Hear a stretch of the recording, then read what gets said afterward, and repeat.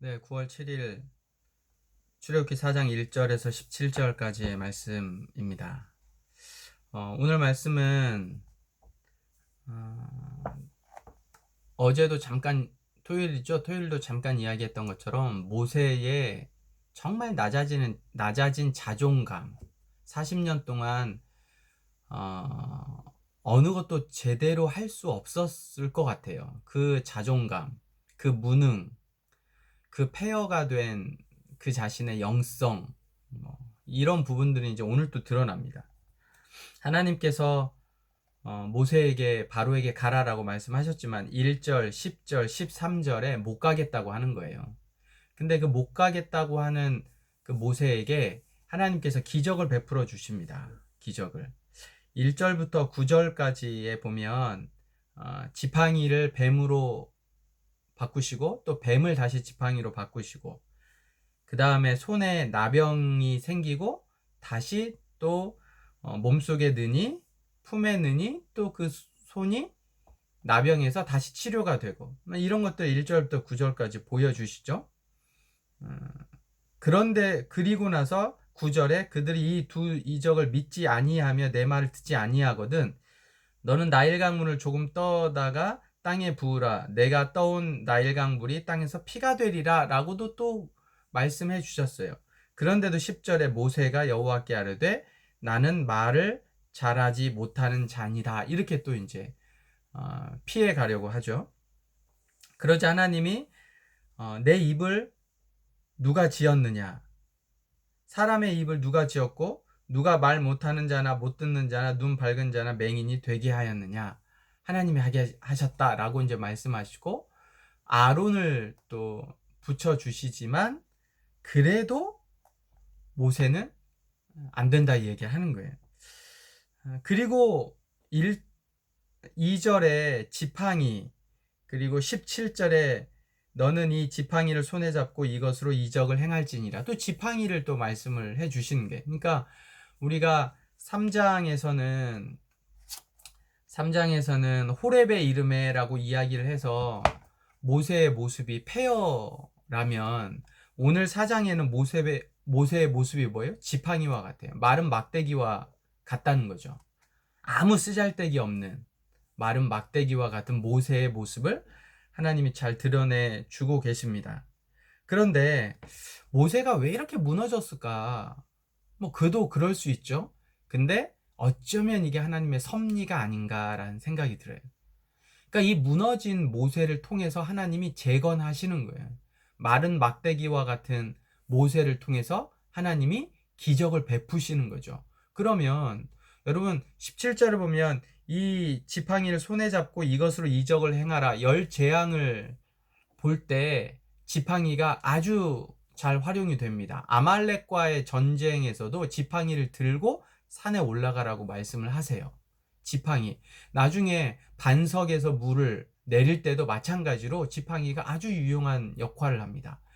그러면 무너져 있던 이 지팡이, 아무 쓸모없는 이 지팡이를 통해서 이적이 베풀어졌을 때 누가 영광을 받으시는 거예요? 당연히 하나님이 영광을 받으시는 거죠. 모세는 어떤 생각을 해요? 이 지팡이를 통해서 기적을 베풀 때 한 번도 자기가 이 기적을 행했다라고 생각을 못 할 거예요. 하나님의 빅픽처는 여기에 있지 않나. 여러분 사역을 하다 보면 시간이 지나다 보면 교만하게 되고 내가 했다라는 생각들이 있을 때마다 그리고 어떤 일이 잘 풀리면 내가 뭔가 준비됐고 내가 뭔가 했다고 했을 개연성이 있거든요. 하나님은 그거를 싫어하시는 거예요. 반대로 바꾸어 보면 진짜 아무것도 아닌 나를 통해서 하나님이 일하셨다는 아주 귀한 깨달음, 감사. 이게 어쩌면 모세를 통해서 하나님이 우리에게 말씀하시는 게 아닌가라는 생각이 드러납니다. 여러분, 하나님이 하시는 거예요. 그리고 우리는 마른 막대기와 같아요. 두 번째는 1절부터 9절에 보면 표징이 나오는데 여러분 길게 이 표징을 보여주셨어요. 지팡이와 뱀, 그리고 손과 나병. 근데 그 두 표적을 보여줬음에도 불구하고 모세는 믿지 않아요. 여러분 누가복음 16장, 누가복음 16장 19절에서 31절에 보면 부자와 거지 나사로 이야기가 잘 나오는데, 그 마지막 31절이 이래요. 모세와 선지자들에게 듣지 아니하면 비록 죽은 자 가운데서 살아나는 자가 있을지라도 권함을 받지 아니하리라. 이게 증거주의의 한계거든요. 여러분 잘 기억하세요. 뭐의 한계? 증거주의의 한계. 우리는 그렇죠. 하나님이 우리에게 뭔가를 보여주시면 우리는 더 확신을 가지고 갈 것 같아. 하나님이 나에게 기적을 보여주시거나 하나님이 나에게 미래를 보여주시거나 하나님이 무언가 나에게 확신을 가질 수 있도록 무언가를 보여주시면 나는 더욱더 하나님을 잘 믿을 것 같죠. 그렇지 않다라는 거예요. 오늘 모세가 그렇고요. 누가복음 16장 19절에서 31절에 보면 하나님의 말씀이, 예수님의 말씀이 그렇고요. 나중에 뒤에 가서 보면 알겠지만 홍해의 기적을 경험하고 이스라엘 백성이 3일이 지나서 하나님께 다시 원망하거든요. 홍해의 기적은 유효기간이 딱 3일밖에 안 돼요. 기적을 보여주면 믿을 것 같죠. 미래를 보여주시면 믿을 것 같죠. 여러분 잘 생각해 보세요. 아이에게 엄마가 아이를 사랑한다는 걸 아이들은 믿고 싶죠. 청소년기도 그럴 거예요. 정말 엄마가 나를 사랑하느냐를. 그래서 엄마가 보여주죠. 엄마가 아이에게 뭔가를 보여줘요. 엄마가 너를 사랑하는 거를. 그럼 아이는 좋아해요. 그런데 생각해 보세요. 어른이 돼서도 그래요? 여러분 대학생이 돼서도 부모님들이 여러분을 생각하고 사랑하는 걸 보여줘야 알아요? 그렇지 않아요. 보여줘서 아는 건 아주 초보예요, 신앙이. 보여주지 않아도 믿고 알 수 있는 신앙이 성숙한 신앙이라고요. 근데 우리는 계속 그 초보적인 신앙을 보여달라고 해요. 그럼 확신한다고. 근데 보여줘도 어때요? 못 믿어요. 안 믿는다고요. 그리고 그게 3일밖에 안 가요, 사실은. 여러분 이 사실을 꼭 기억하셔야 돼요. 그래서 기적이 아니라 어떤 하나님이 행하신 일이 아니라 하나님 자신을 우리가 볼 수 있어야 돼요. 그게 어제도 그렇지만 오늘 또 자기 계시를 해주십니다. 하나님이. 여러분 14절에 보세요. 여호와께서 모세를 향하여 말씀을 하십니다. 예, 아니네. 11절이네. 11절. 여호와께서 그에게 이르시되 누가 사람의 입을 지었느냐, 누가 말 못하는 자나 못 듣는 자나 눈 밝은 자나 맹인이 되게 하였느냐, 나 여호와가 아니냐. 이거 하나님이 자기 자신을 계시해 주신 거, 우리에게. 하나님이 창조자라고. 어제도 그랬고 오늘도 그랬고, 조상의 하나님, 아브라함의 하나님, 이삭의 하나님, 야곱의 하나님.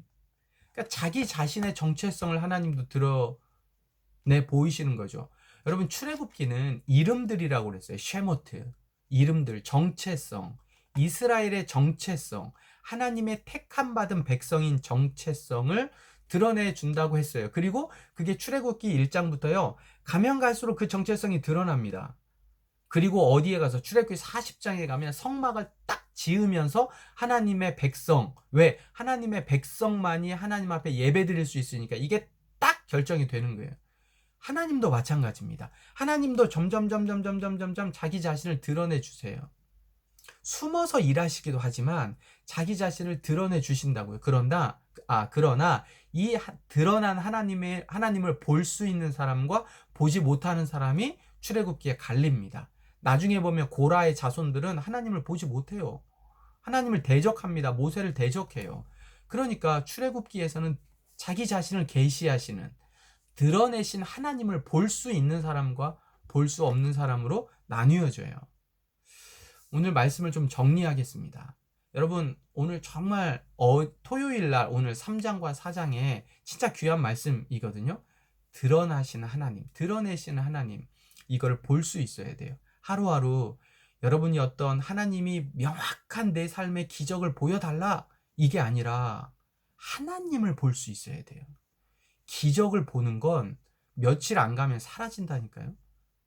아무리 좋은 선물을 보면 며칠 있으면 지루해져요. 그러나 그 선물을 주신 부모님의 사랑, 관심, 이거를 보면 평생 가듯이 우리가 하나님이 나에게 행하신 어떤 기적, 이게 아니라 하나님 자신을 볼 수 있어야 돼요.